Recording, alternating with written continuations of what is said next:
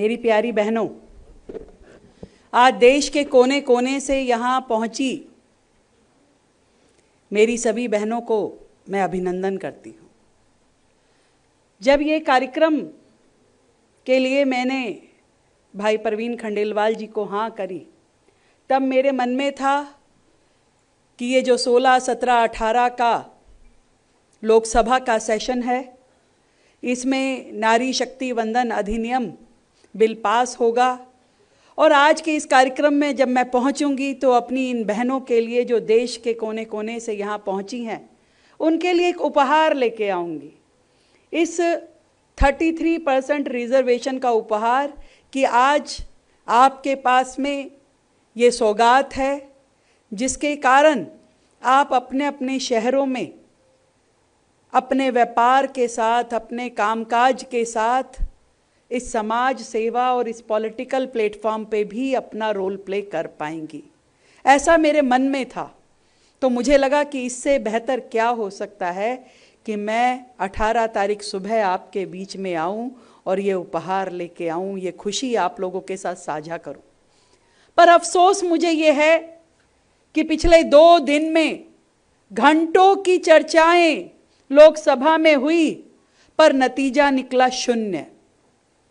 मुझे मन में इतनी तकलीफ हुई कि देखिए, हम महिलाओं ने अपनी यात्रा शुरू करी बेटी बचाओ से।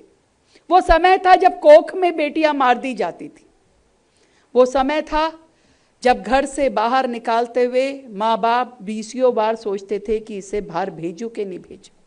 वो समय था कि स्कूल जाते हुए भी हमें ऐसा लगता था अधिकार नहीं, कुछ एहसान हम पे किया गया कि चल तेरे को कॉलेज भेज रहे हैं। बहुत बड़ी बात थी। बड़ी मुश्किल से, जद्दोजहद से, लड़ झगड़ के समाज ने हमें इजाजत दी, बेटी बचाओ बेटी पढ़ाओ तक हम पहुंच पाए। समय बदला धीरे धीरे। हमने सोचा कि शायद वो सुबह आएगी जब बेटी बढ़ाओ की बात समाज करेगा। की कोशिश आदरणीय मोदी जी ने, देश के प्रधानमंत्री जी ने की कोशिश। लोकसभा में ये बिल लेकर के आए कि देश की बेटियों को, देश की बहनों को ये मौका मिले कि यहाँ भारत का कोई भी निर्णय हो तो उसमें सहभागिता देश की महिलाओं की होनी चाहिए। कोई भी डिसीजन है, कोई पॉलिसी बन रही है, क्यों नहीं महिलाएं उस टेबल पे बैठ करके बात कर सकती कि ये पॉलिसी सही है कि नहीं है? क्यों हम केवल रिएक्शन देने के लिए हैं? हमें यह मौका मिल सकता था यदि ये 33% रिजर्वेशन लोकसभा में पास हो जाता। ये मौका मिल सकता था। हम भी विधानसभा की सदस्य बन के निकलती, हम भी लोकसभा तक पहुंचती। हम में से कितनी बहनें वहां जाती और जाती तो वो काम करती कि हाँ, जो समाज के लिए उचित है, जो महिलाओं के लिए, बेटियों के लिए उचित है, उस काम के लिए अपनी आवाज उठाती, उस पॉलिसी मेकिंग में बैठ करके उस डिसीजन का हिस्सा बनती। पर देखिए क्या मजेदार बात थी, वहां पे विपक्ष, चाहे वो कांग्रेस हो, समाजवादी पार्टी हो, डीएमके हो, उन दलीलों के पीछे कोई तथ्य नहीं था, कोई कारण नहीं था। कोई कह रहा था कि 543 पे क्यों कर रहे हो जी, 543 पे करना चाहिए, 850 पे क्यों कर रहे हो, सीटें क्यों बढ़ा रहे हो। कोई कह रहा था कि इसमें मुस्लिम महिलाओं का रिजर्वेशन क्यों नहीं है, आप तो जनरल रिजर्वेशन लेकर के आ रहे हो। कोई कह रहा था ओबीसी महिलाओं को दो पहले, उसके बाद बात करेंगे। कोई कह रहा था डिलिमिटेशन नहीं होना चाहिए, कोई कह रहा परिसीमन नहीं होना चाहिए, कोई मोदी जी की नीयत खोटी है ये बोल रहा है, कोई कुछ भी बोल रहा था, कुछ भी बोल रहा था। पर मैं आज इस मंच के माध्यम से आप सबकी उपस्थिति में उन नेताओं से पूछना चाहती हूं, आपने क्या किया? वर्षों तक आपकी सरकार इस देश पे राज कर रही थी, क्या आपने कभी महिलाओं को सम्मान दिया? क्यों मोदी जी के आने के बाद देश में शौचालय जैसी छोटी जरूरत, शौचालय तक भी नहीं थे देश की महिलाओं के पास? मोदी जी ने आने के बाद में 10 करोड़ शौचालय बनाए, तब जाके देश की महिलाओं को शौचालय मिले हैं। क्या कर रही थी आपकी सरकार? क्या किया इतने सालों में आप लोगों ने महिलाओं के लिए? जब देश की बहन बेटियां चूल्हे में, धुएं में अपने फेफड़े फूंक रही थी, तब आपकी सरकार ने क्या किया? क्यों मोदी जी की जरूरत पड़ी कि आज देश को उज्ज्वला के माध्यम से करोड़ों गैस कनेक्शन महिलाओं को दिए गए ताकि उनकी जीने की राह सफल हो पाए? क्यों जरूरत पड़ी? आप कर लेते ना, क्यों नहीं किया आपने? इंदिरा गांधी जी थी ना प्रधानमंत्री जी, उनके मंत्रिमंडल में कितनी महिलाएं थी? इंदिरा गांधी से पहले और इंदिरा गांधी के बाद मुझे बताओ कौन महिला कांग्रेस में आई? किस महिला को उन्होंने पावर दी तो उसके बाद अपने बेटे राजीव गांधी को, राजीव गांधी के बाद सोनिया गांधी को, सोनिया गांधी के बाद राहुल गांधी को, प्रियंका गांधी को। कि गांधियों के अलावा कुछ है नहीं क्या देश में?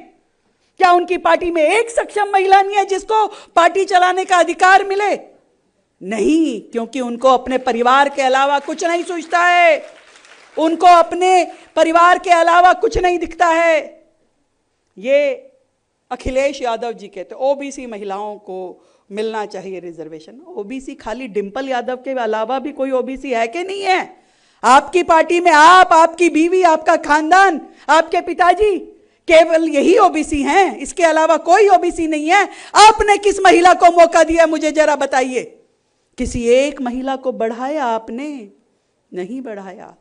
वो डीएमके वाले स्टालिन साहब वो बिल को आग लगा रहे थे, हमारा अधिकार मर रहा है, हमारा अधिकार मर रहा है। तुम्हारा अधिकार यह है कि तुम सालों से लाखों लोगों की, जनता की कॉन्स्टिट्यूएंसीज में बैठ के मठाधीश बन करके राज कर रहे हो और तुम्हें डर है कि कोई महिला आकर के मेरी जगह ना ले ले।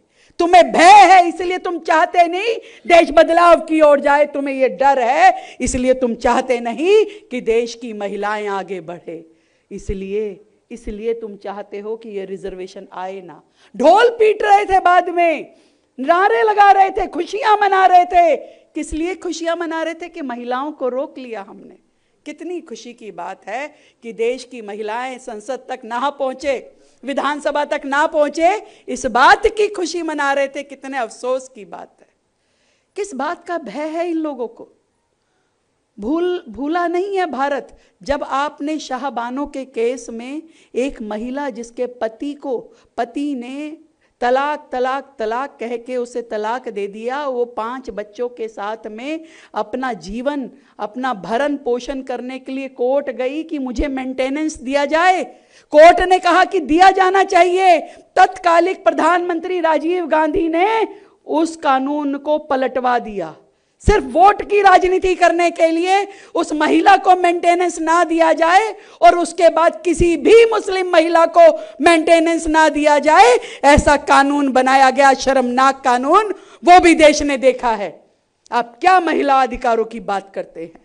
आज आप कह रहे हैं मुस्लिम महिलाओं को रिप्रेजेंटेशन मिलना चाहिए, कोटा होना चाहिए।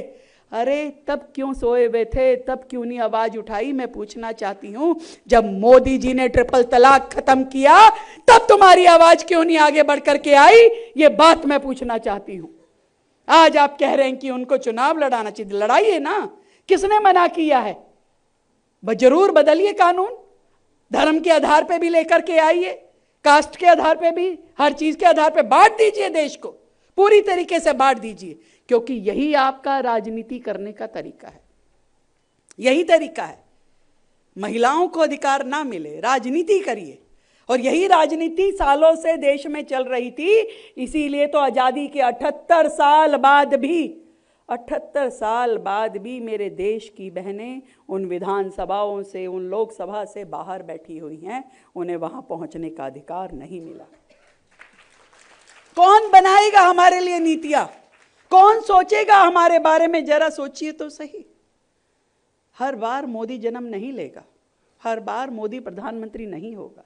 आज उन्होंने अपनी पूरी ताकत लगाई, हाथ जोड़े विपक्षियों के आगे कि भाई आप क्रेडिट भी ले लीजिए, आप सारा श्रेय ले लीजिए, परंतु बहनों को रिजर्वेशन दीजिए। क्या जरूरत थी मोदी जी को एक एक योजना की धुरी महिला को बनाने की? मुद्रा लोन तो महिलाओं का, पीएम आवास योजना तो महिला के नाम पे देंगे। आज जनधन खातों के माध्यम से सारी महिलाओं के खाते खुलवाएंगे। जो रिबेट, जो स्कीम मिलेगी सीधा उसके खाते में जाएगी। देश भर की महिलाओं को आगे बढ़ाएंगे। क्या जरूरत है एक साधारण परिवार की रेखा गुप्ता को मुख्यमंत्री बनाने की? मैं कोई रिश्तेदार हूं उनकी? क्यों बनाया मुझे मुख्यमंत्री? क्यों मुझे दिया पावर? उसके भी तकलीफ थी, उसमें भी कह रहे थे लोकसभा में कि अरे देखिए एक मुख्यमंत्री बनाई है आपने, तो आपने आज तक कितनी बनाई है, जरा हमें बताइए तो सही। कितनी महिलाओं को मौका दिया है, कौन आगे आकर के आपकी पार्टी में, आपके शासन में आगे बढ़ पाया।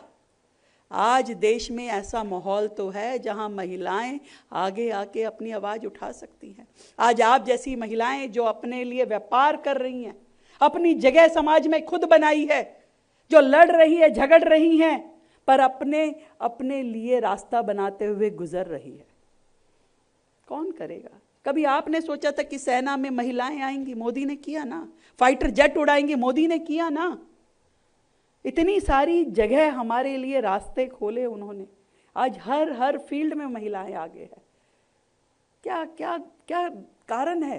क्या हमारी गुनाह है कि भारत देश की महिलाएं आगे नहीं बढ़ सकती?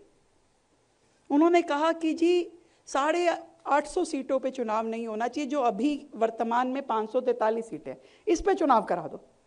एक बात बताओ, ये 543 सीटें 1971 के समय में बनी थी।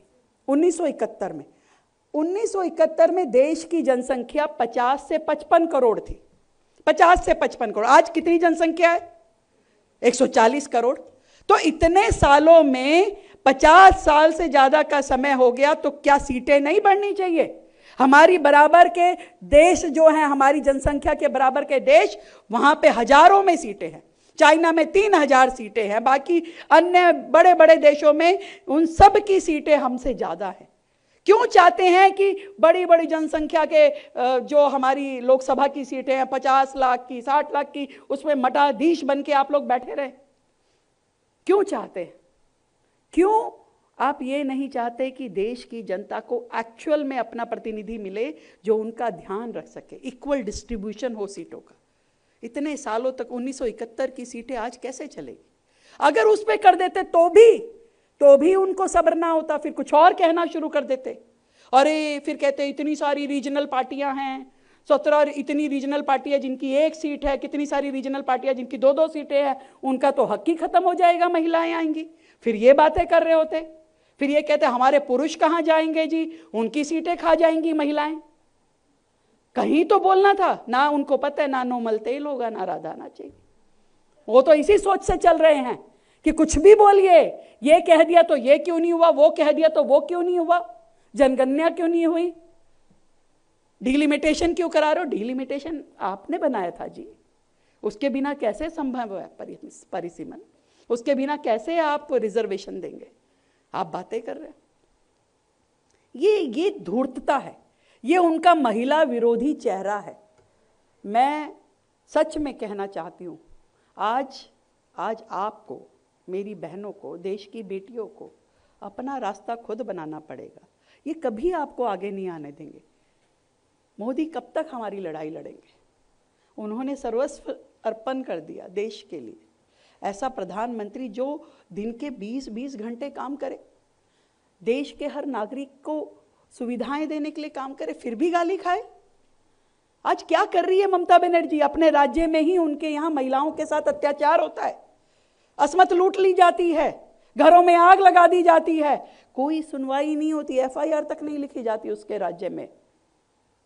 आज ये DMK वाले स्टालिन साहब, बुरा हाल है, भ्रष्टाचार में लिप्त है उनकी सरकार, पर कोई ईमानदार महिला आके नहीं बैठनी चाहिए भाई, उनका चलना चाहिए, भ्रष्टाचार का साम्राज्य चलना चाहिए। कल उन्होंने काले कपड़े पहने थे, आज मेरी सारी बहनें काला रंग अपने शरीर पे ले करके, ये रिबन बांध के अपना विरोध दिखा रही है, अपना विरोध प्रदर्शन कर रही है। आप सबको अपना विरोध प्रदर्शन करना होगा। अपने अपने राज्यों में जाइए, अपने अपने राज्यों में आवाज उठाइए। जब तक आपको शासन में, प्रशासन में हिस्सेदारी नहीं मिलेगी, आप कभी आगे नहीं बढ़ पाओगी। ये बात ध्यान रखना। आप जितनी मर्जी मेहनत कर लीजिए, परंतु आपको रास्ता नहीं मिलेगा, क्योंकि वहां पे कुछ लोग ऐसे बैठे हैं जो देश का पूरा पैसा खींच के अपने लिए महल बनाते हैं। उनको आपके घर की छत की चिंता नहीं है, उनको आपके बच्चों के भविष्य की चिंता नहीं है। उनको केवल और केवल अपने घर भरने हैं, अपने पेट भरने हैं, चाहे कुछ भी हो जाए देश का। जो नारे लगा रहे थे कि लोकतंत्र लुट जाता, लोकतंत्र तो आपने लूट लिया क्योंकि आपके लोग वहां बैठे हैं। पर मैं आज देश की सारी महिलाओं की ओर से उन देश के गद्दारों को, उन महिला के गुनाहगारों को कहना चाहती हूं कि ये महिलाएं आपसे जवाब मांग रही हैं। आप जहां जहां जाएंगे, जो सांसद जिन्होंने महिला आरक्षण बिल के विरोध में वोटिंग करी है, उस क्षेत्र में हमारी बहनें, हमारी महिलाएं, हमारी बेटियां उनसे जवाब मांगेगी, आंख में आंख डाल के जवाब मांगेगी कि आपने ऐसा क्यों किया।